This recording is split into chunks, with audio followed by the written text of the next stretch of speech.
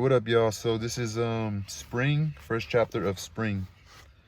The first twigs are thin, green and supple. They bend into a complete circle but will not break. Their delicate, showy hopefulness shooting from forsythia and lilac bushes meant only a change in whipping style. They beat us differently in the spring instead of the dull pain of a winter strap.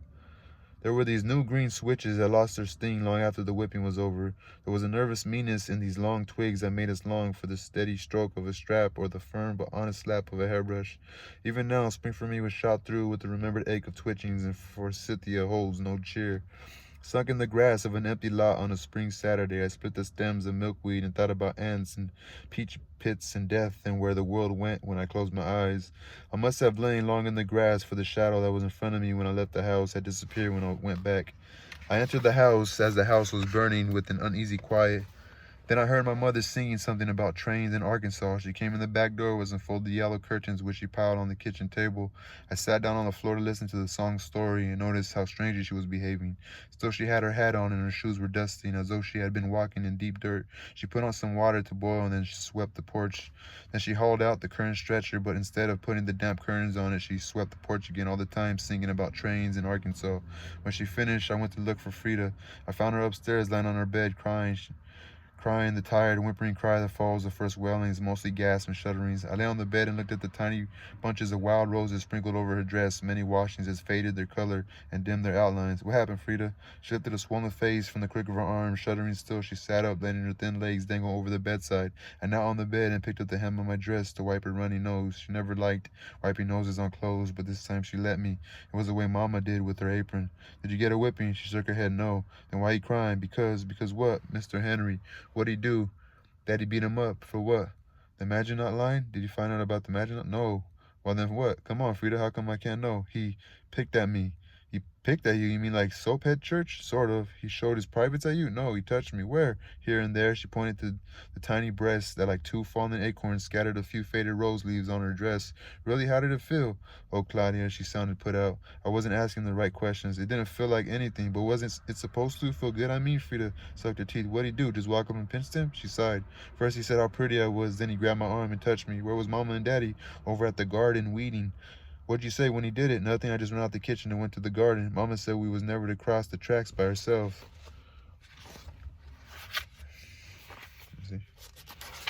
Okay, well, what would you do? Sit there and let him pinch you? Or what would you do? Okay, I looked at my chest. I don't have anything to pinch. I'm never going to have anything. Oh, Claudia, you're jealous of everything. You want him to?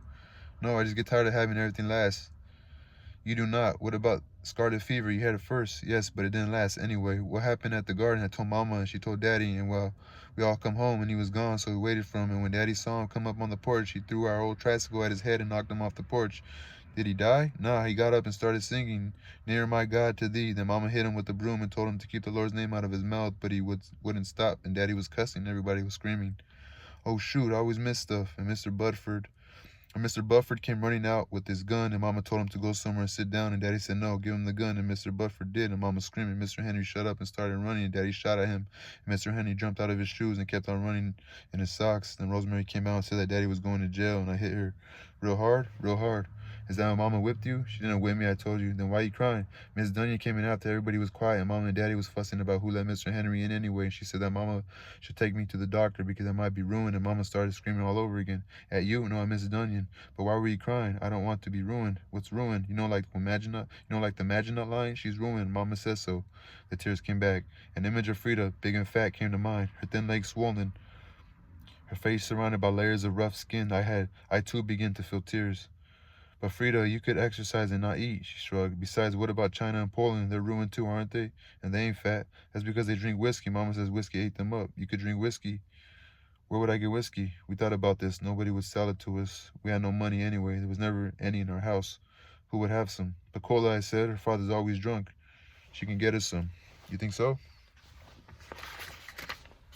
Sure, Charlie's always drunk. Let's go ask her. We don't have to tell her what for. Now. Sure, now.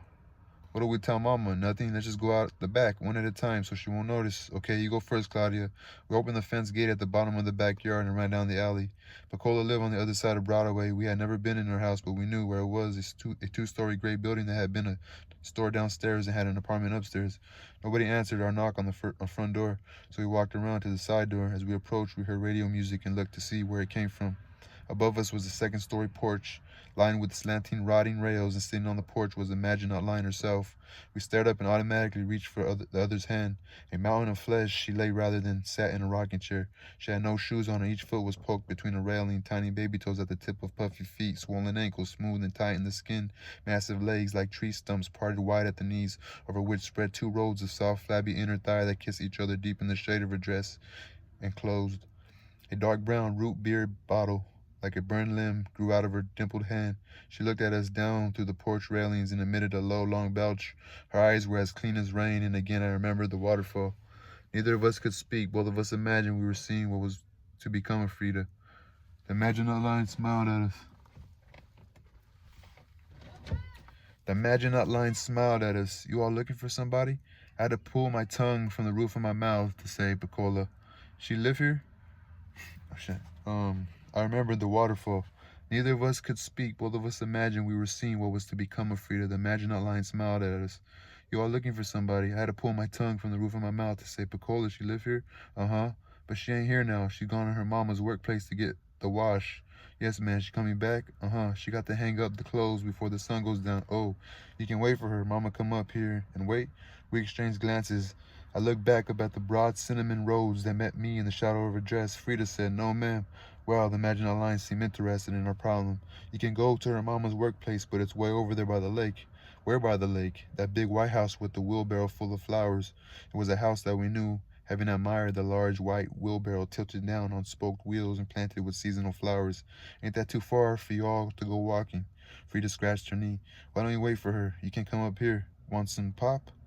Those rain-soaked eyes lit up, and her smile was full, not like pinched and holding back smile of other grown-ups.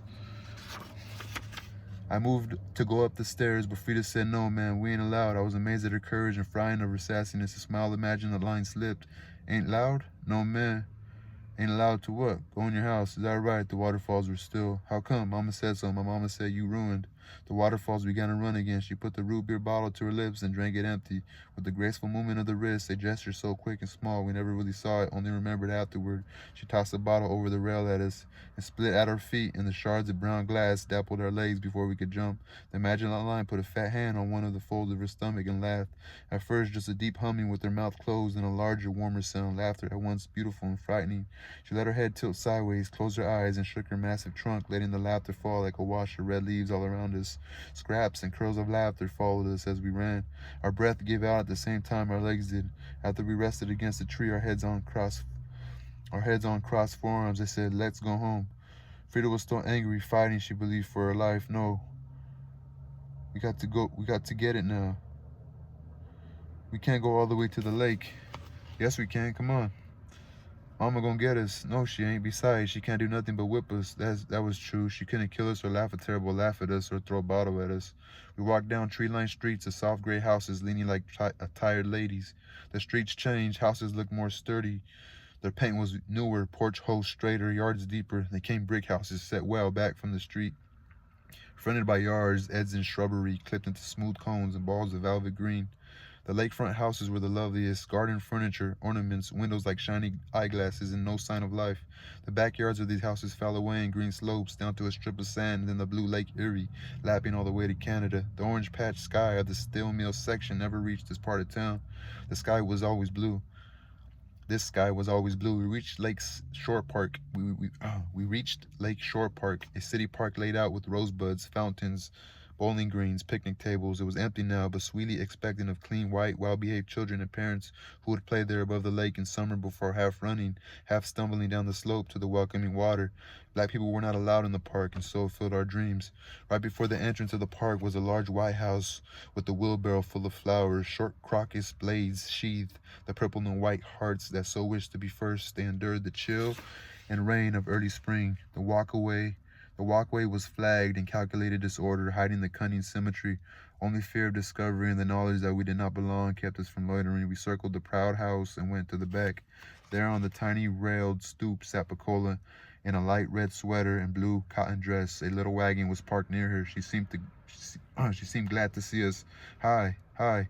What y'all doing here? She was smiling, and since it was a rare thing to see on her, I was surprised at the pleasure it gave me. We're looking for you. Who told you I was here? The Maginot Line. Who was that? That big fat lady. She lives over you. Oh, you mean Miss Marie? Her name is Miss Marie. Why everybody calls her Miss Maginot Line? And you scared? Scared of what? The Maginot Line? Pecola looked genuinely puzzled. What for? Your mama let you go in her house and eat out of her plate? She don't know I go. Miss Marie's nice. They all nice. Oh yeah, I said she tried to kill us.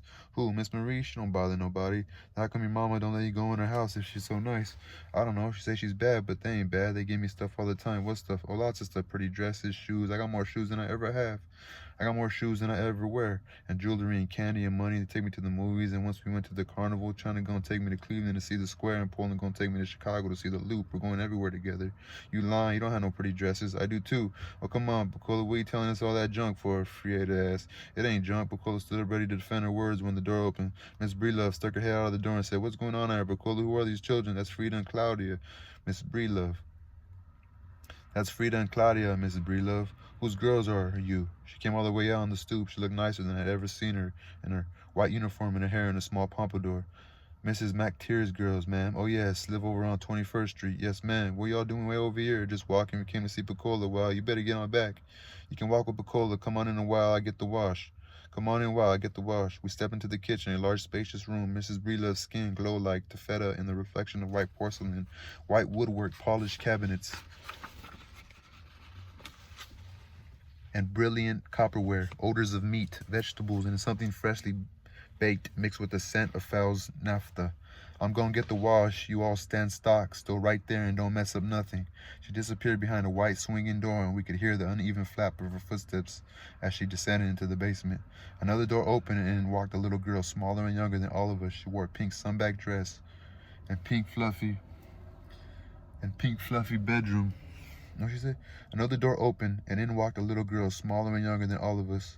She wore a pink sunback dress and pink fluffy bedroom slippers with two bunny ears pointed up from the tips. Her hair was corn yellow and bound in a thick ribbon. When she saw us, fear danced across her face for a second. She looked anxiously around the kitchen. "Where's Polly?" she asked. The familiar violence rose in me. Her calling Mrs. Breelove Polly when even Pecola called her mother Mrs. Breelove seemed reason enough to scratch her. "She's downstairs," I said. "Polly," she called. "Look," Frida whispered. "Look at that." On the counter near the stove in a silvery pan was a deep dish berry cobbler, the purple juice bursting here and there through crust. We moved closer. "It's still hot," Frida said. Pecola stretched her hand and touched the pan lightly to see if it was hot. "Polly, come here," the little girl called again. It may have been nervousness, awkwardness, but the pan tilted under Pecola's fingers and fell to the floor, splattering blackish blueberries everywhere. Most of the juice splashed on Pecola's leg, and the burn must have been painful, for she cried out and began hopping about just as Miss Breelove entered with a tightly packed laundry bag. In one gallop, she was on Pecola, and with the back of her hand knocked her to the floor. Pecola slid in the pie juice, one leg falling under her. Mrs. Breelove yanked her up by the arm, slapped her again, and a voice, then with anger, abused Pecola directly and Frida and me by implication. "Crazy fool, my floor mess. Look where you work. Get out now. Now what? Crazy, my floor, my floor, my floor." Her words were hotter and darker than the smoking berries, and we backed away in dread. The little girl in pink started to cry. Mrs. Breelove turned to her. "Hush, baby, hush. Come here. Oh, look at your dress. Don't cry no more. Polly will change it." She went to the sink and turned tap water on a fresh towel. Over her shoulder, she spit out the words to us like round pieces of apple. "Pick up that wash and go get on out of here so I can get this mess cleaned up." Pecola picked up the laundry bag, heavy with wet clothes, and we stepped hurriedly out the door. As Pecola put the laundry bag in the wagon, we could hear Mrs. Breelove hushing and soothing the tears of the pink and yellow girl. Who were they, Polly?" "Don't worry none, baby.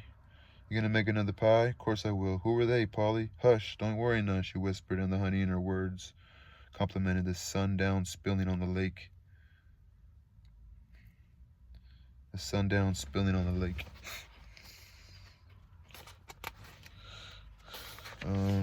Okay, so that was the end of that chapter. So that's the spring, chapter 1, spring, part 3, chapter 1. So, okay, yeah, peace.